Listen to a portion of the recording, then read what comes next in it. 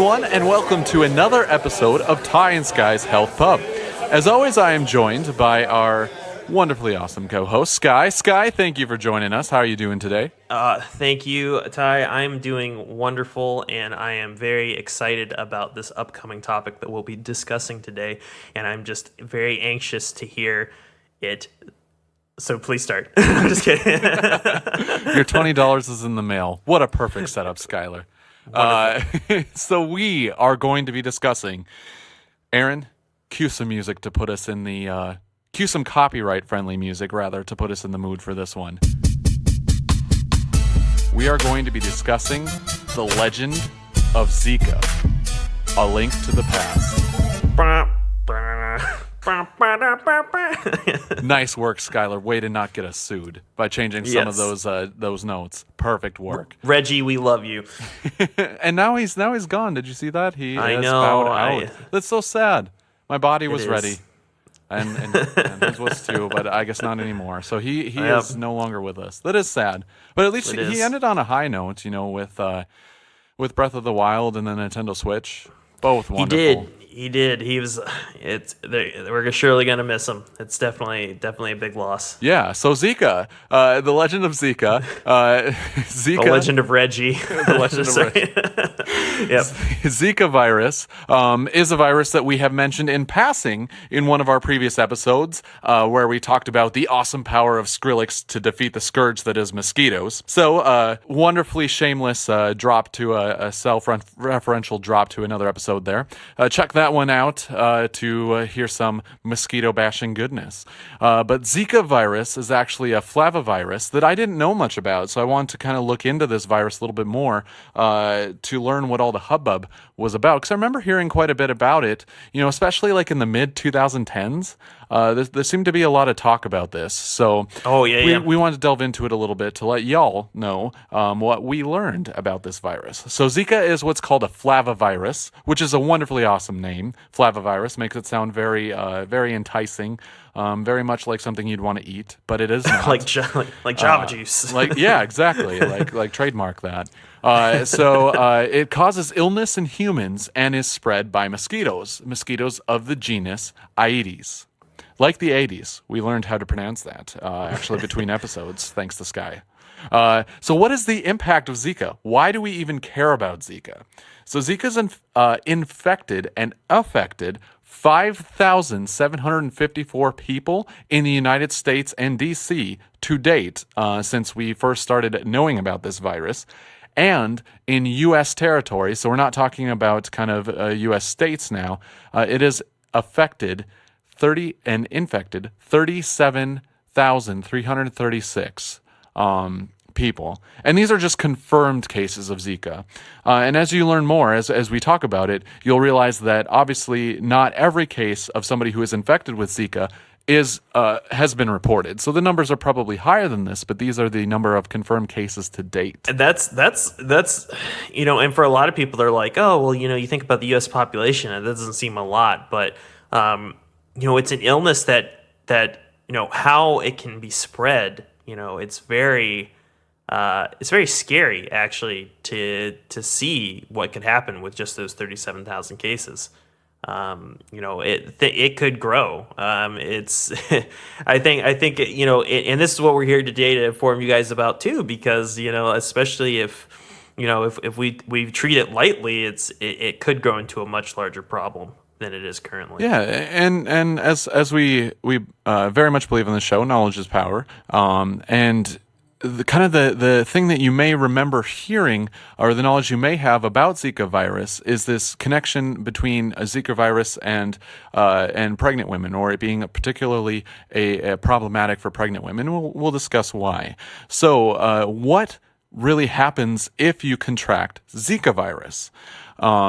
So for most people who get Zika virus, there are either no symptoms or only mild symptoms. And these symptoms are like fever, rash, maybe a bit of a headache, joint pain, conjunctivitis, which is our fancy term meaning like red eyes, pink eyes, and muscle pain. So it comes on a lot like, many other like viral illnesses. Like you kind of think of these symptoms, you think of things like influenza a little bit.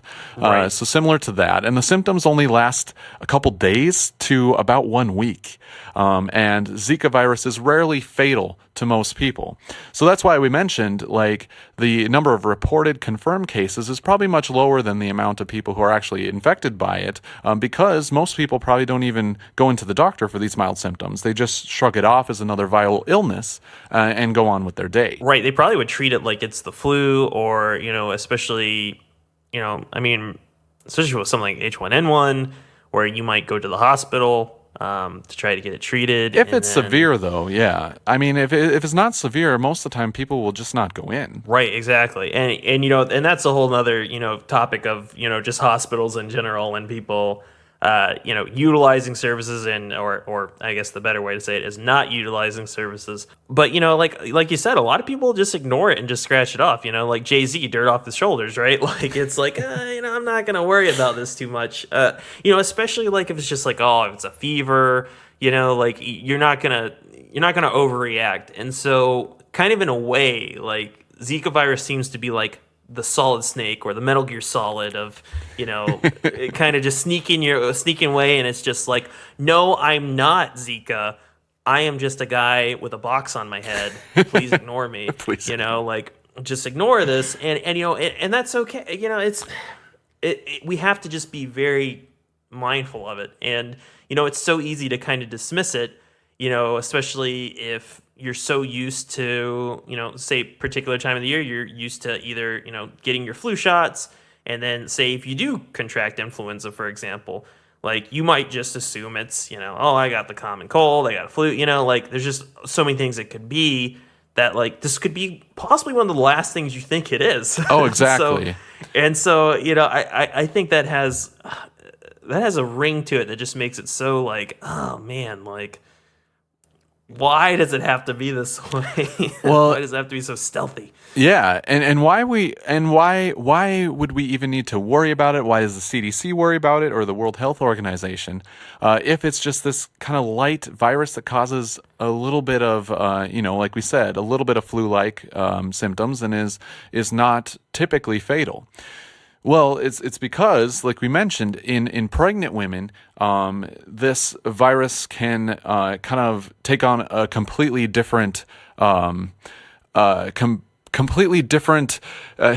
of intensity and cause problems for the unborn fetus. So what's found in pregnant women who are infected with Zika virus is the babies that are born to these women can develop what's called congenital Zika syndrome. And this is a lot bigger deal than just a baby maybe having some of the mild symptoms that we just talked about. And in fact, it's quite a bit worse.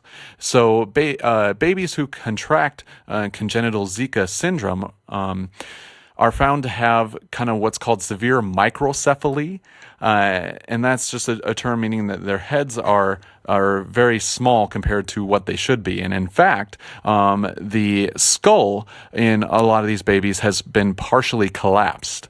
So this leads to decreased brain tissue and a specific pattern that can be identified of brain damage.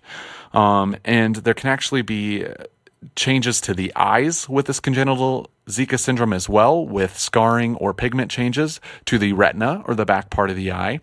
There can be this congenital Zika syndrome also has an effect on the joints, where there's limited range of motion, such as clubfoot in these children. And there can actually be kind of too much muscle tone restricting body movement soon after birth for these babies.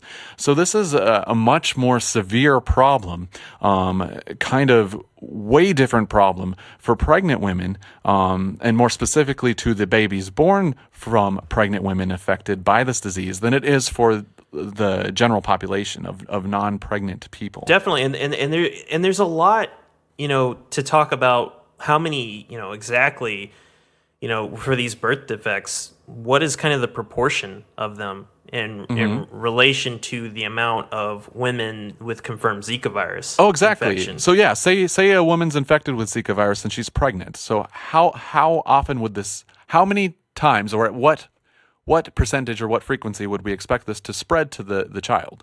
Well, it's quite interesting, because like the CDC, ever since, and we'll talk a little bit about the history as well, for sure. But since kind of collecting this information, they did notice a slight difference between the proportion of babies of women with confirmed Zika virus in the United States proper versus U.S. territories. So, for example, in the United States, about 2 in 20 babies of women with confirmed, so about 10% of every single baby born to women with confirmed Zika virus infection were identified as having Zika-associated birth defects. And so that's 10%. So even though you might look at the current cases to date, you have about 36,000 more cases. And then, of course, we mentioned about underreporting of that. So there could potentially be way more than that. And then, assuming that some of these cases are women that could be pregnant, it might say that, well, this is actually a small group. But 10% for such a small amount of cases is actually pretty significant. And as those cases continue to grow, it is more likely that we'll see the prevalence of Zika virus infection in women grow as well, which could result in additional birth defects as the virus itself expands out into the population. And unfortunately, more children affected. It's just, it is really too bad. Especially when you look at the problems that it causes. They are very significant problems that it causes in children.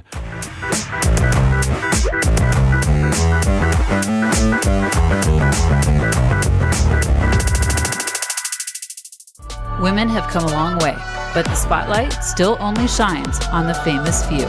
That's why I am so excited to introduce to you the FemWars Podcast, a brand new show that shares the mic with women of all kinds, backgrounds, and experiences in hopes of inspiring your own perspective. Make sure to subscribe to iTunes, Spotify, or wherever you get your podcast. Be prepared to be inspired.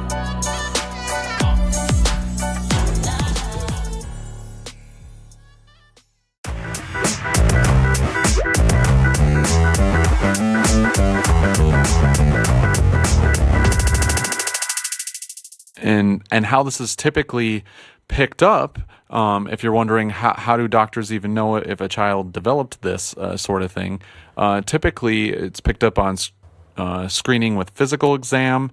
Those children that are born to women who have confirmed Zika virus and they're worried about this, they need to be followed. So they'd be followed with kind of repeated physical exams. They'll have blood and urine tests for the Zika virus.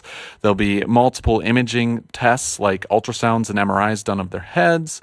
They need an eye exam because we talked about this virus affects the back of the eyes. And they'll also need hearing tests. So this virus kind of wreaks havoc on, a multitude of body systems in these children. And so it involves close follow-up basically after they are born with this and can greatly impact the lives of these people who are being born with this. And it is a little bit scary when you think about, that it could be shrugged off if you have it as just like some minor illness that you don't need to worry about. And then, all of a sudden you have a higher chance of your child developing these or being born with these findings. It's too bad. So kind of to figure out how this virus affects people, how it's even kind of spread, because in order to kind of conquer it, we need to know where it comes from, how it passes from one person to the other. And we got to call in Skrillex. So to stop that, yes, we got to call him in. So the interesting thing about Zika is it is one of those viruses that is spread by mosquitoes, and it's mosquitoes of the Aedes genus. So this is I love the 80s. the eight. Oh, what a wonderful dad joke. Uh, the issue with these mosquitoes, like we talked about in our previous episode, the Aedes aegypti is a mosquito that primarily feeds on humans. So it spreads a multitude of different viral illnesses from human to human. And these mosquitoes bite during both day and night. And there's also a sister species to these mosquitoes, the albopictus, or Aedes albopictus. These mosquitoes feed on humans as well, but feed on other animals as well as humans. So the main one that we look at with this is the Aedes aegypti. These mosquitoes feed during day and night. So they're kind of relentless.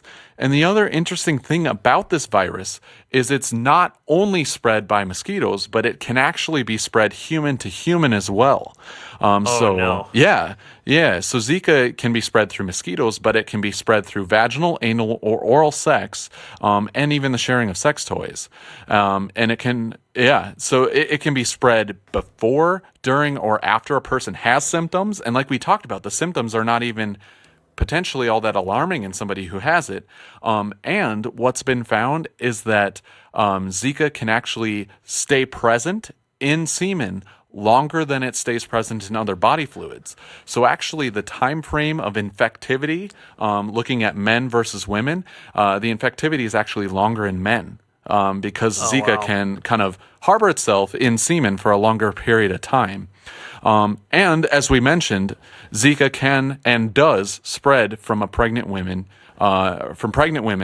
to the fetus growing inside. So I think out of all of that, the biggest thing that was just like, wow, like if you've needed ever to be convinced to like sterilize your toys, right? Yeah. like be responsible. Get tested regularly. There's already a lot of stuff to be on the lookout for, period. And now it's almost like, well, do I also need to check for Zika too? It's just, well, you wouldn't even think about that, like in the moment you would never. I mean, Zika might be the last thing on your mind, But I mean, depending where you're at, and if there's a high prevalence of Zika in the area, it might be worth just having that in the back of your mind and just considering. Oh, absolutely. And that's kind of an important thing for us to communicate as well. So the CDC actually does have a map, and it's kind of like a heat map. It just shows you where prevalence of Zika cases are higher. So you can kind of go in knowing that you should protect yourself when you are vacationing, or if you live in one of those areas that has a higher prevalence of the Zika virus. So definitely if you're planning on doing any traveling, or if you live in an area that's more of a tropical area or subtropical area closer to the equator, make sure you're following up with that CDC map to know where outbreaks have occurred and where the prevalence of spread of this virus is higher. And it kind of has a crazy story if we actually go back. So Zika was first identified in sentinel rhesus monkeys in Uganda in 1947. 1947. And you should look up a picture of these sentinel rhesus monkeys, by the way. They're really cool looking monkeys. But 5 years later is when the first case was identified in humans in Uganda. So by 1952, the first case was identified in humans. The first major outbreak of Zika happened much, much later. So we fast forward from 1952 all the way to 2007. Oh, geez. Yeah, so over 50 years had passed between when it was first discovered in humans and the first major outbreak. So the first outbreak occurred in the island of Yap, which is just a wonderfully awesome place to say. Like it's an interesting like island of Yap. I keep thinking about like Kendrick Lamar, and it's like every time I'm in the street, I hear Yap, but that's not what he says. But still, I don't know. But that's just, and it makes sense because given how stealthy it is, right? So it would take this long. I mean, it's stuff like this that just goes on to show you that science is awesome. And if you're like, you got to be cool with science, all right? It's cool to be cool with science, kids, all right? Get with the science, get with the magic school bus. Oh man, and yeah, and by so as we talk about, yeah, science. By December by kind of the early to mid 2010, so we're talking like 2013, 2014, 15, 16. These are when we were majorly seeing outbreaks across the world. So in the French Polynesian islands, in South America, it was kind of locally transmitted first in 2015, and in the Americas, it had reached the Americas by February of 2016. So this is a virus that, kind of has, at least with humankind, a little over a 50, 60-year history here. And it's already kind of wreaking havoc in 60 short years. It's relatively young. Yeah. Like, just comparatively. Like, I mean, you look at stuff like bubonic plague, and it's Or smallpox. Or smallpox, yeah. And it's like, we tracked smallpox back for a very long time. And oh, yeah. This is like, I mean, our response, even our plans to respond to it are only, maybe not even a decade old, some of these contingency plans that have been developed for it. It's something else entirely. It's just it's a pretty big deal. It's getting up there. It is, and it's very interesting after looking kind of with the success of smallpox and kind of smallpox, the success over smallpox taking place over we're not talking years, we're not talking decades, we're talking like centuries till humankind conquered smallpox. It's interesting to look at kind of how in our modern age we are rising to the challenge that Zika virus is throwing at us. Like you mentioned, it's a young disease. This is a relatively young disease as far as humankind has known about it, that we are kind of mounting a defense against.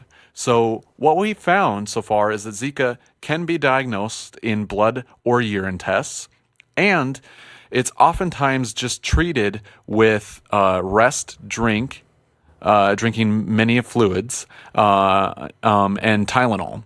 So it's kind of like supportive care with this. So we don't really have anything because it's a pretty, it lasts in the body. It kind of comes and goes, like we mentioned. Symptoms come and go a couple days to a week. We just kind of treat it supportively. And the kind of more scary part is that at this point with Zika, there is no vaccine. So you can't take a vaccine to kind of hopefully help you from getting Zika. And kind of the main thing that we have to fight this off, to prevent children from getting these suffering from these congenital findings, these congenital illnesses, or congenital illness from Zika, is that we just try and prevent pregnant women from getting Zika. So the CDC actively warns that pregnant women should not travel to areas of active Zika outbreaks while they are pregnant. And again, you can check out this CDC map, which is just available on their website. If you search for Zika information on the CDC website, you will find this map. And they also recommend that people have a mosquito pre-plan when heading to areas that have had previous outbreaks or shown a preponderance for Zika being there in the past. Well, I got to tell you, my pre-plan consists of bringing a truck with a couple of speakers and blasting some Skrillex, okay? Because I mean that's got to be the plan, especially if you're traveling in those areas, right? Like you gotta bring Skrillex with you, and then I definitely take the rest of it pretty serious, and it's just it's like so. I think it's hard for people to really keep that in mind, to like when you're traveling, right? Mm-hmm. Like you might be thinking about like a million other things, like did I get my luggage, and it's just something that like it's so far removed from like the forefront of a conversation. Yeah. I only see that if stuff isn't done to kind of address it, to improve the condition, that it's only going to get worse. But it's almost like, certain things get worse before they get better, where like something has to become such an issue that it gets national attention, in order to have people really, really make the concentrated effort for it.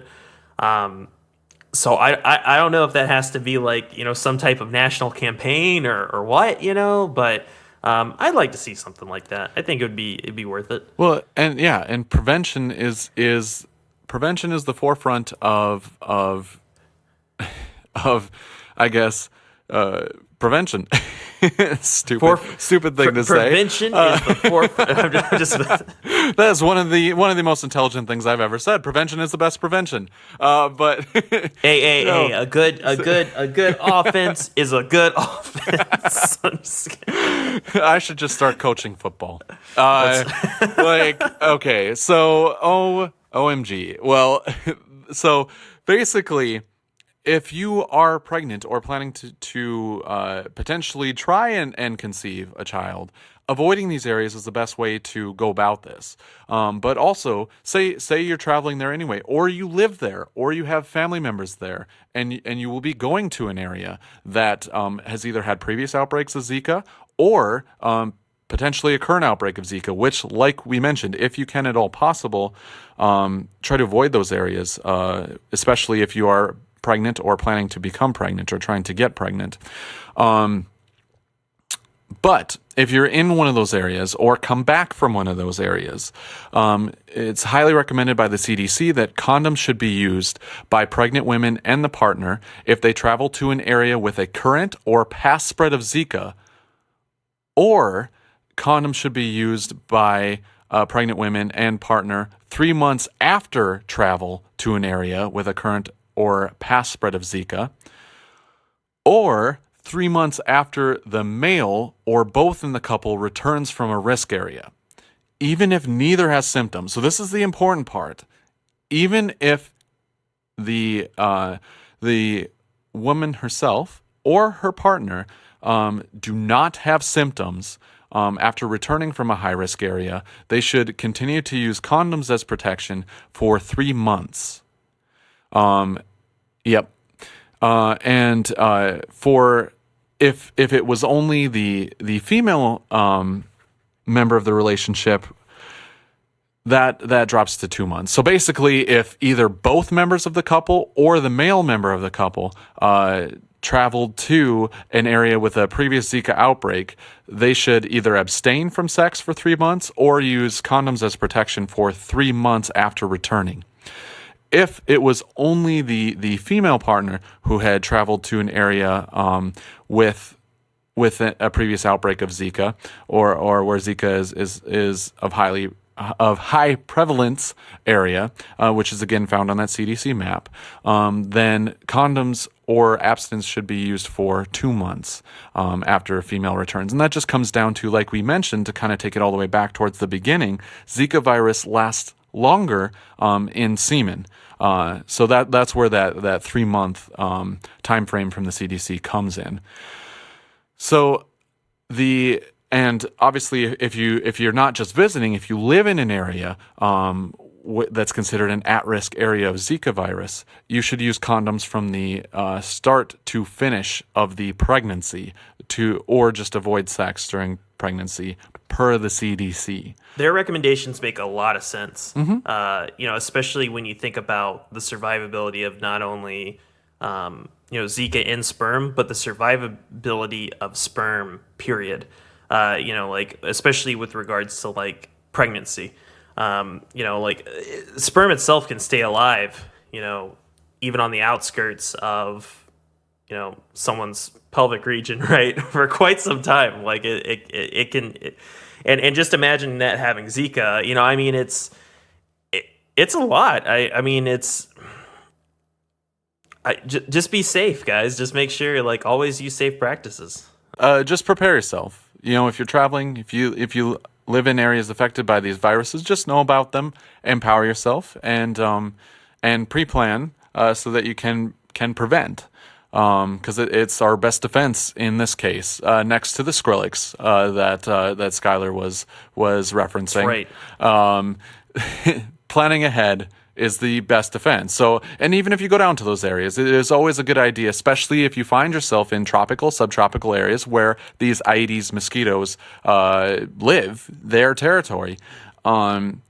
Use mosquito repellent techniques and use proper mosquito behaviors. Cover your skin, use mosquito bug repellent as needed, sleep with bug nets at night, because like we mentioned, these mosquitoes, they bite during the day and at night. They don't go to bed like humans do. They are relentless in their bloodlust. They are, and they have. I mean, even the CDC. I mean, even like World Health Organization. They have programs, where they bring out some of these communities. Right, they would give out these nets, and I remember that a little fun tidbit though is that.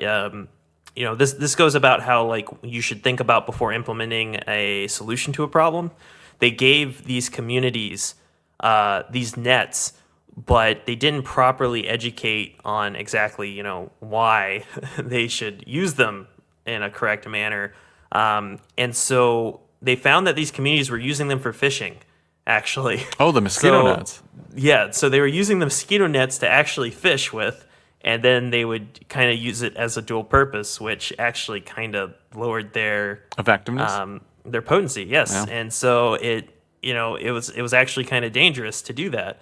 So I don't know. It's just stuff like it's kind of like the equivalent of like, oh, we're starting a health program at some type of work. We're gonna give everyone Fitbits and then not tell them to do anything with it at all, and everyone just sells them on eBay or whatever or Amazon and. So I think that any kind of intervention for this has to be, very comprehensive. It does, and it has to be equipped with the knowledge. I mean, you have to, if there's a device involved, then you have to have the device and you have to have the knowledge. You can't have one without the other, like you so eloquently pointed out. Captain Planet was right. He really was, Dad. He was right, Yeah, that was a wonderfully, fairly obscure 90s reference, Skylar. Thanks for working that in. You're earning your paycheck today. Nice That's work. right. But yeah, so we just wanted to kind of share this Legend of Zika with all of you out there. We hope if you're planning on going to any of these areas that you keep yourself and your partner safe. And we hope to see you on a future episode as well. So as always, Skylar, I think we should raise our glasses in a toast. To knowledge, good and true, to the future health of youth, and the prosperity that they bring. Cheers. Have a good one.